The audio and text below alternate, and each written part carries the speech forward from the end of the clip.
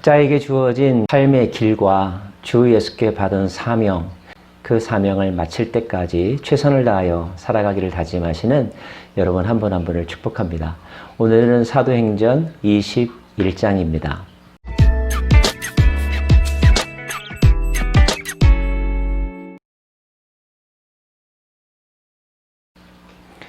밀레도 섬에서 에베소 교회 장로들과의 아쉬운 이별의 시간을 가졌던 바울과 그 일행들은 이제 목적지를 향하여 이동합니다. 오늘 말씀에 의하면 두로를 거쳐서 가이사랴를 거쳐서 예루살렘에 도착하는 그런 여정입니다. 특별히 가이사랴에서 매우 소중한 사람을 만나죠. 그 집에 머뭅니다. 그 사람의 이름은 바로 빌립입니다. 여러분, 빌립 집사 기억하십니까? 그때의 이야기가 30년대 초반입니다. 그러므로 약 한 25년 정도가 지났다라고 여러분 생각하시면 될 것 같아요. 자, 초기 기독교 교회의 7 집사 중에 한 사람으로 택함받았던 집사 빌립. 사마리아 전도와 아프리카 복음화의 통로가 되었던 빌립. 그 빌립이 지금 가이사랴에 머물고 있습니다. 20여 년이 지나고 난 다음에도 여전히 그는 주 예수의 이름으로 살아가고 있습니다. 특별히 놀라운 기록은 그의 딸들이 모두 예언하는 사람들이라 이렇게 기록되어 있는데, 이것은 그의 온 가족들이 예수의 일꾼이 되어서 또 주께 받은 사명을 잘 감당하고 있다는 것을 우리들에게 보여주는 장면이죠. 저와 여러분 그리고 우리의 자녀들이 일시적으로가 아니라 충동적으로가 아니라 꾸준히 부르심의 상을 쫓아 우리에게 주어진, 각자에게 주어진 삶을 성실하게 살아가는 그리스도의 충실한 일꾼이 되기를 간절히 바랍니다. 예루살렘으로 가는 길, 그 길은 바울에게 어떤 의미가 있을까요? 두로에서 만난 제자들이나 또 가이사랴에서 만난 예루살렘에서 온 선지자 그리고 제자들은 바울이 예루살렘에 가면 큰 어려움을 겪을 것이라고 이구동성으로 예측했습니다. 그리고 성령의 감동을 받은 어떤 제자들은 바울에게 예루살렘에 가서는 안 된다고 말리기도 하죠. 그러나 바울은 그런 만류에도 불구하고 예루살렘에 가는 것을 포기하지 않습니다. 그는 말하기를, 여러분이 어찌하여 울어 내 마음을 상하게 하느냐? 나는 주 예수의 이름을 위하여 결박당할 뿐 아니라 예루살렘에서 죽을 것도 각오하였노라 하니. 예루살렘, 모든 신앙인들은 가보고 싶은 거룩한 도시였지만, 그러나 바울이 예루살렘에 가는 그 목적 그리고 그의 각오는 죽음을 무릅쓰고 또 죽고자 하는 마음으로 간다는 사실을 기억하시기 바랍니다. 이는 예수님의 예루살렘 행도 마찬가지였죠. 군중들과 심지어 함께 따르는 제자들도 예수께서 예루살렘에 가서 높은 자리에 오르시기를 소망하였지만 주님의 계획은 달랐습니다. 주님은 죽기 위하여 예루살렘으로 들어가신 거죠.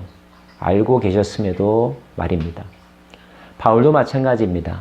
이때 예루살렘은 유대주의의 본산이었고, 특히 보수적인 유대교 신앙과 또 기독교인이 된 사람들조차도 유대주의적 기독교의 신학을 가지고 있었습니다.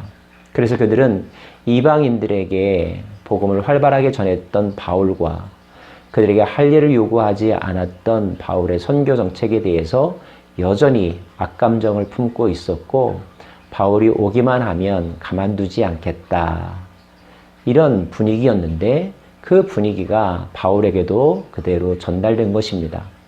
그럼에도 불구하고 바울은 예루살렘에 죽기를 각오하고 들어가겠다라고 말합니다. 바울은 유대 민족이 예수 그리스도와 진정으로 화해하기를 원했고, 예수 그리스도의 그 사랑과 복음 안에서 유대인과 이방인이 화해하기를 원했던 것입니다. 하나님의 뜻은 유대인뿐만 아니라 이 세상 모든 민족이 구원을 얻는 데 있음을 그는 선교 현장의 열매와 또 사례들을 통하여 그들에게 증언하고자 했던 것이죠. 누구보다도 히브리 민족의 출신으로서 히브리 민족을 사랑했던 바울은 하나님의 선택받은 민족이라 자부심을 가진 히브리 민족이 진정 하나님의 뜻을 바로 알기를 원했던 것입니다. 이 시대에도 많은 기독교인들이 있습니다. 나름대로 말씀을 배우고 나름대로 신앙생활들을 열심히 합니다. 그러나 우리는 진지하게 우리의 신앙의 모습을 돌이켜 보아야 합니다. 우리가 진정 예수님이 말씀하신 그 복음을 따라가고 있는가? 예수님이 우리에게 던져주신 그 명령을 쫓아 살아가고 있는가? 혹시 우리는 열심은 있지만 그러나 덧칠된 기독교 그리고 자기 생각으로 재해석하고 이기적으로 생각한 기독교의 교리와 또 교파 중심의 삶을 살아가고 있지는 않은가? 흔히들 말씀으로 돌아가자 이런 이야기를 많이 합니다. 말씀의 문자로 돌아가자는 뜻이 아니라 말씀이 우리들에게 주고자 하는 그 메시지가 무엇인지 바로 알아가야 한다는 뜻입니다. 예수님과 예수님을 보내신 하나님께로 돌아가고 그 하나님의 마음을 품고 하나님의 눈으로 이 세상과 세상에서 일어나는 모든 일들을 올바르게 재해석하는 일, 이것이 오늘 이 시대에 우리에게 필요한 것이 아니겠는지요.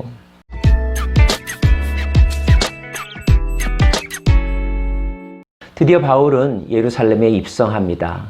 예루살렘 교회의 지도자들을 만납니다. 야고보를 만납니다. 장로들을 만납니다. 예루살렘 교회 지도자들이 바울을 염려하는 이야기를 합니다. 이곳의 분위기가 심상치 않다.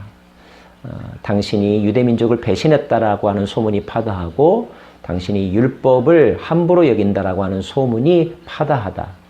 그렇지 않다는 것을 보여주는 것이 좋지 않겠느냐 제안합니다.